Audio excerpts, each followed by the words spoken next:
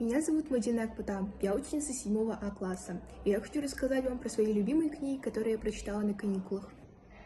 «Три товарища» Эриха Марии Ремарка. Роман о ценности настоящей дружбы. В нем трое друзей готовы при любых обстоятельствах помочь друг другу, особенно если это касается истинной любви одного из них. Роман «Три товарища».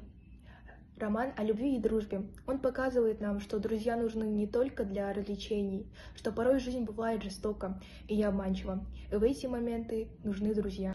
Мартин Иден, Джек Лондон. Однажды на пароме Мартин Иден, моряк, защищает от шайки хулиганов Артура Марзе. Артур примерно тех же лет, что и Мартин, но принадлежит обеспеченным и образованным людям. В знак благодарности Артур приглашает на обед Мартина. Атмосфера дома, картины на стенах, множество книг и игры на рояле восхищает и очаровывает Мартина, но особое впечатление произвела на Мартина Руфь, сестра Артура. Она оказалась ему воплощением чистоты, духовности, а может и божественности. Ради нее он старается измениться. А дальше вы можете узнать, прочитав эту книгу.